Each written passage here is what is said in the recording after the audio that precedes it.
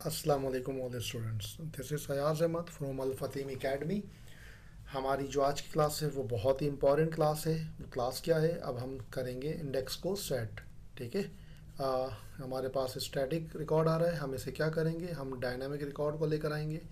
किस तरीके से लेकर आएंगे, सबसे पहली बात तो ये है कि हम जाएंगे हमारे पास, ठीक है, और यहाँ पर एक फ़ोल्डर बनेगा और उस फोल्डर का नाम है टेम्पलेट्स। ठीक है। और टेम्पलेट्स के अंदर हमें कुछ फाइल्स बनानी है। हमने न्यू फाइल एक जिसका नाम है news.php, और दूसरी फाइल है जिसका नाम है latest.php, और तीसरी फाइल है जिसका नाम है slider.php। ठीक है। और हम क्या करेंगे, लेटेस्ट की फाइल को ओपन किया, न्यूज़ की फाइल को ओपन किया, स्लाइडर की फाइल को ओपन किया, और हम आएंगे इंडेक्स के पास। और इंडेक्स के पास आने के बाद हमने क्या काम करना है, सबसे टॉप पर आके ये जो न्यूज़ लिखा हुआ है, हम इसको क्या करते हैं, हम इसको पार्शल बनाते हैं। कैसे? सबसे पहली बात ये कि हमारे पास न्यूज़ एंड हो रही है, ये रो आ रही है यहाँ पर। ठीक है। हम इस लाइन को लेके चलते हैं और ये आ गई न्यूज़ वाली डिव यहाँ पर। इसको हमने यहाँ से बंद किया, और बंद करने के बाद इसको हमने यहाँ से कट किया, और कट करने के बाद हमने दे दिया news.php को। ठीक है। शिफ्ट टैब, आ गया न्यूज़ को हमने बंद किया। और इस फाइल को कॉल करने के लिए हम यूज़ करेंगे php, और यहाँ पर हम लिखेंगे गेट टेम्पलेट पार्ट। ठीक है। और गेट टेम्पलेट पार्ट में हमने फोल्डर का नाम डिफाइन किया जिसका नाम था टेम्पलेट्स, और टेम्पलेट्स के अंदर नाम है news.php। लिखने की ज़रूरत नहीं है, वर्डप्रेस खुद समझदार है, वो उसको अंडरस्टैंड कर लेता है, इसलिए हमें उसकी लिखने की ज़रूरत नहीं है एक्सटेंशन। और हमने किया यहाँ पर आके रिफ्रेश, नाउ सी दिस। ठीक है। अगर आपको न्यूज़ नहीं चाहिए तो सिंपल एक लाइन को आप हटा दें, एंड नाउ आपकी न्यूज़ गायब हो जाएगी। ठीक है। हमने क्या किया, इसको हमने पार्शल बना के कॉल कर लिया यहाँ पर। इसी तरीके से हमारे पास है स्लाइडर। ठीक है। स्लाइडर कहाँ एंड हो रहा है, स्लाइडर एंड हो रहा है ये डिव पर।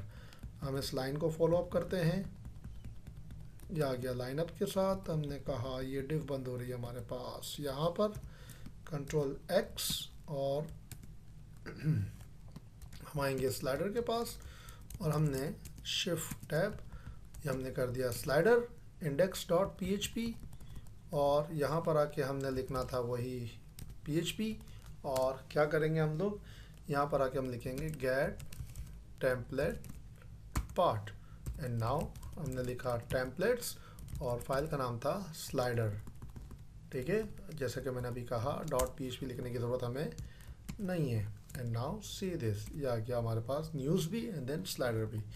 उसके बाद हमारे पास ये जो डिव बनी हुई है लार्ज M30 की, इस डिव को हम रखते हैं, और बकाया सारी चीज़ें हम क्या करते हैं, हम डिलीट कर देते हैं। फॉर एग्ज़ाम्पल मुझे इसकी भी ज़रूरत नहीं है, इसकी भी ज़रूरत नहीं है, ये भी ज़रूरत नहीं है। ठीक है। और मैंने क्या किया, इन तमाम की तमाम डिव्स को मैंने सेलेक्ट किया, एंड नाउ लास्ट। ठीक है।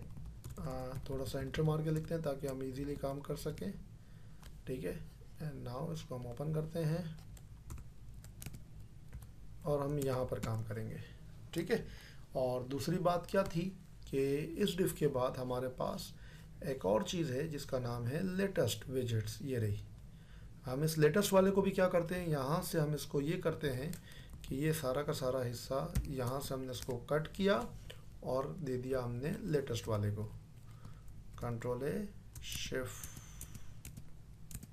टैब, परफेक्ट, लेटेस्ट का काम मुकम्मल। यहाँ पर आके हम लिखेंगे php, और हम लिखेंगे गेट टेम्पलेट पार्ट, नाम है टेम्पलेट्स में जाना, और फाइल का नाम है latest.php। बाकियों की मुझे ज़रूरत नहीं है। ग्रेट। और ये जो एक्स्ट्रा डिव बनी हुई है मुझे इसकी भी ज़रूरत नहीं है। And now see this, refresh, yes, perfect. ठीक है। अब हमें क्या करना है, अब हमें इसको डायनामिक करना है।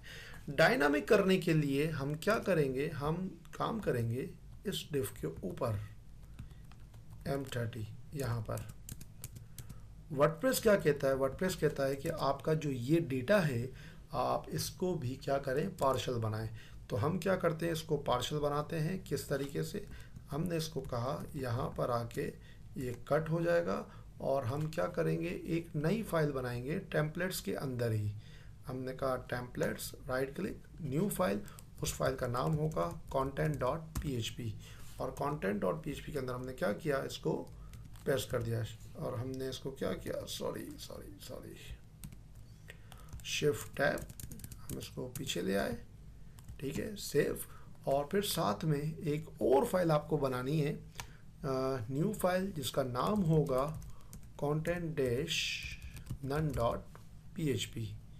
हमने बनाया content-none, उसमें मैंने सिंपल लिखा नथिंग फाउंड, ठीक है, और कंटेंट के अंदर हमने कंटेंट लिखा। अब हमारा जो असल काम स्टार्ट होता है वो इंडेक्स पे स्टार्ट होता है। हम क्या करेंगे, हम यहाँ पर आके कंडीशन बेस्ड काम करेंगे जैसा वर्डप्रेस कहता है। कंट्रोल बी, और चलिए अब हम स्टार्ट करते हैं। सबसे पहले हम यहाँ पे लगाएंगे कंडीशन, FN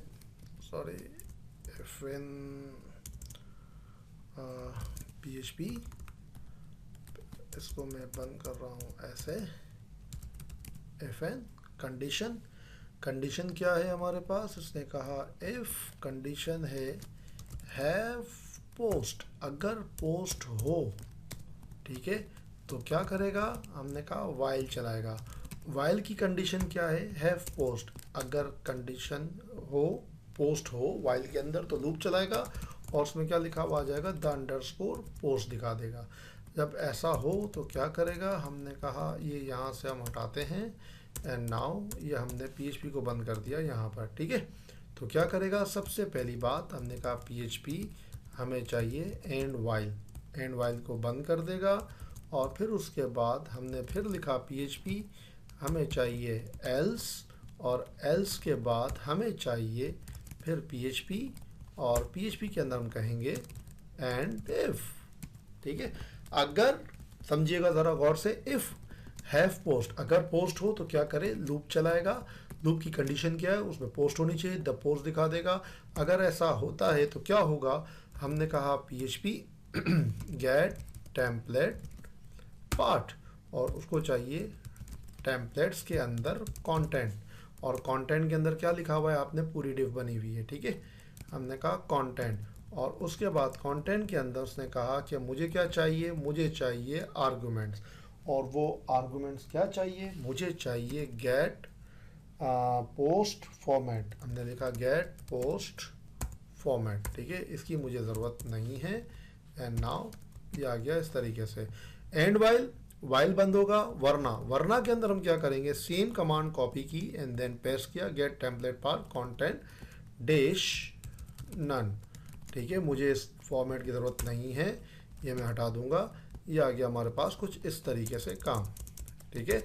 एंड नाउ ये हो गया सेट, सेव करेंगे एंड नाउ रिफ्रेश, देखिएगा सारी की सारी पोस्ट क्या हो गई, रिपीट हो गई आपके पास।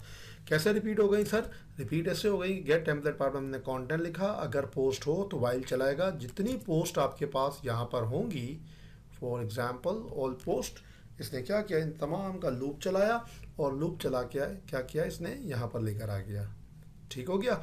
अब हमें क्या काम करना है, अब हमें काम करना है बेसिकली content.php के ऊपर, ठीक है।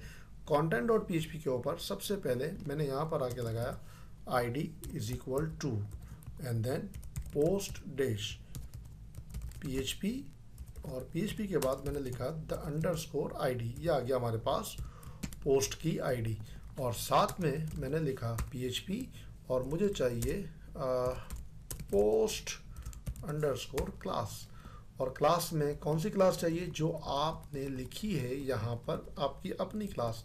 मैंने इस क्लास को कट किया, ये स्टैटिक क्लास को हटाया एंड नाउ ये लिख दिया क्लास, ठीक है।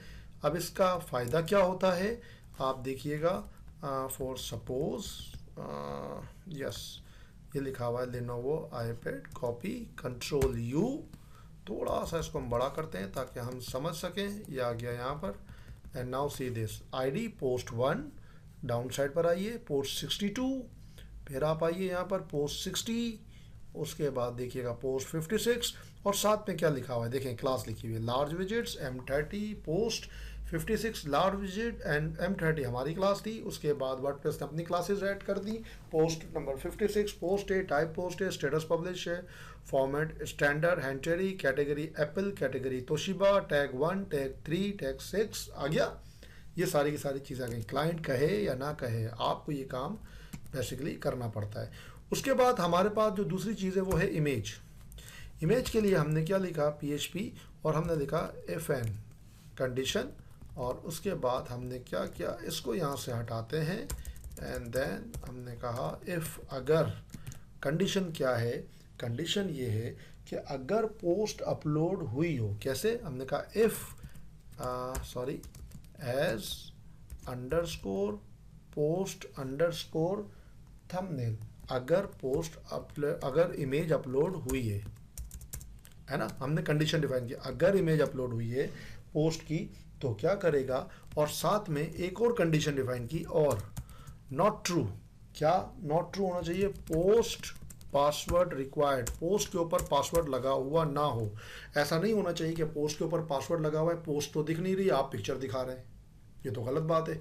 तो हमने क्या किया, हमने चेक किया, सबसे पहले कंडीशन क्या डिफाइन की, इफ़ अगर पिक्चर अपलोड हुई है और पोस्ट पे पासवर्ड लगा हुआ नहीं है तो क्या करेगा, वरना क्या करेगा। ठीक है, तो मैंने यहाँ पर आके लिखा PHP एल्स, ठीक है, और फिर मैंने लिखा PHP एंड इफ, हमने कहा अगर पिक्चर अपलोड हुई है तो क्या करेगा, हमने कहा PHP the underscore post thumbnail, size हम बाद में डिफाइन करेंगे, एट्रीब्यूट जो होगा वो होगा एरे के अंदर। ठीक है, अच्छा क्या एट्रीब्यूट होगा, यहाँ देखिएगा उसने क्या एट्रीब्यूट दिया है, क्लास के अंदर उसने दिया हुआ ये वाला एट्रीब्यूट, हमने क्या Ctrl+X और हमने डिफाइन किया एरे के अंदर।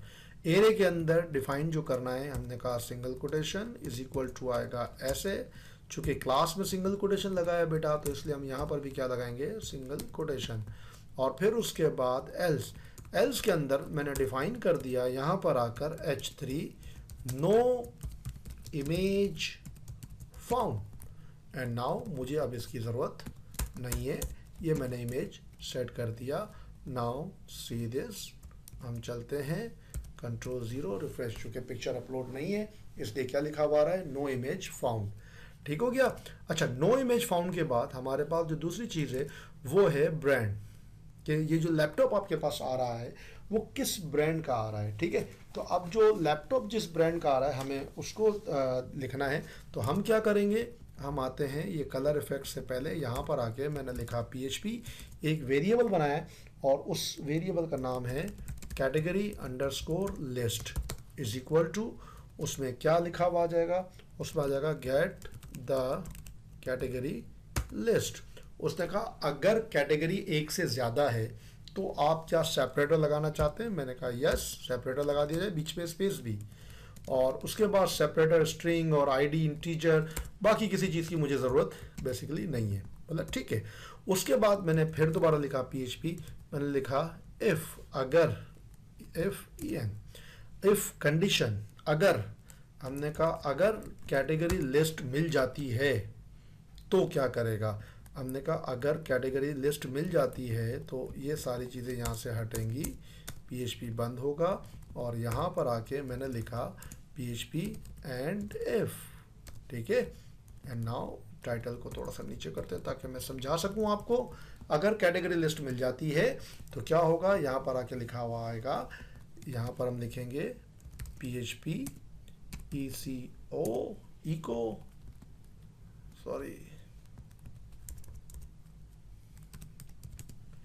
और यहाँ पे लिखा हुआ आ जाएगा डॉलर कैटेगरी लिस्ट।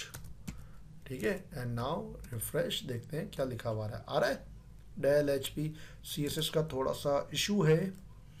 ठीक है, हमने क्या किया, इस A को हटाया, यहाँ से A को भी हटाया क्योंकि A खुद ब खुद देता है। नाउ सी दिस, और उसके बाद मैंने इसको कहा लेबल इन्फो, बेहतरीन, ये आ गई हमारे पास कि जिस ब्रांड का लैपटॉप आ रहा है, ये उस ब्रांड का क्या निकाल के ला रहा है, उसका ब्रांड निकाल के ला रहा है, ठीक है। अच्छा जी, फिर उसके बाद हमारे पास है टाइटल। देखो टाइटल जो है ना वो दो तरह के होते हैं, एक होता है इंडेक्स के ऊपर टाइटल और एक होता है सिंगल के ऊपर टाइटल, ठीक है।